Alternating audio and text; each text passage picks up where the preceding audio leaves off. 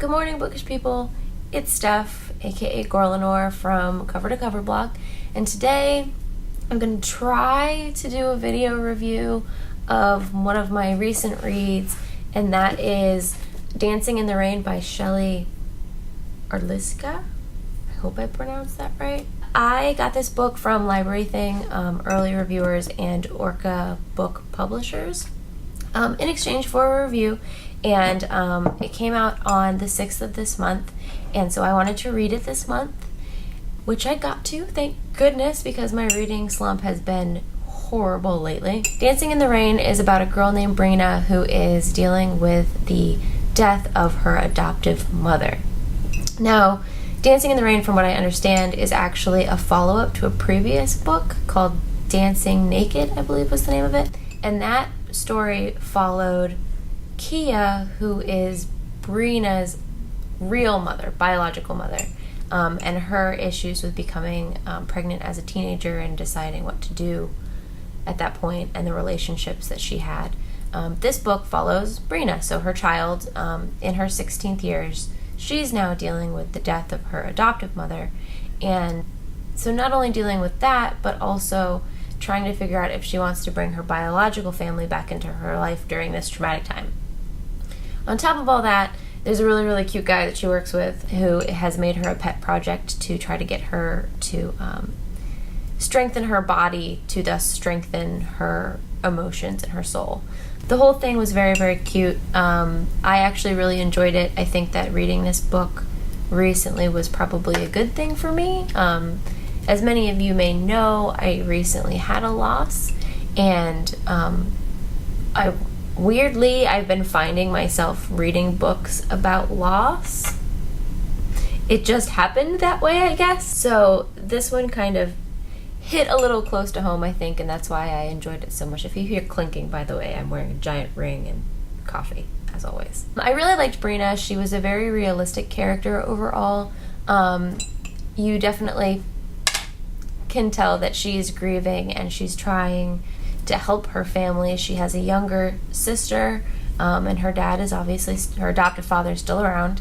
But everyone is grieving, and she doesn't really want to bring up her grief in home, in family, because she knows that everyone else is going through similar things and doesn't want to burden people. And her friends don't really get it. They've never lost anyone close to them, so there's not much there for her. And she finds this guy, Ryan, and they work together, and they form this bond, and it's somebody that she can talk to. And so there is kind of a romance, but that's not really what the book tries to portray. Yes, it is there, and yes, it is a main thing that happens, but it's not all like swoony the entire time or anything like that. Really, it's a focus on her grief and her growth, and it was really, really well done. I think that my favorite part, actually, is that each of the chapters, this is an arc, so I don't know if the final copy has the same ones, each of the chapters has a quote. So they are like music lyrics and quotes out of books and things like that, all dealing with grief. And there was one that I liked especially, and now I'm going to flip through my book forever, and that's annoying. I know. I'm sorry. I think it was 11. And it's about dancing in the rain, and I think that's why it's my favorite one. That life isn't about waiting for the storm to pass. It's about learning to dance in the rain, and it's by Vivian Green. And I really, really am learning that, I guess, now in my life. I'm not sure why it took so long, because I've had a lot of, family deaths and things like that.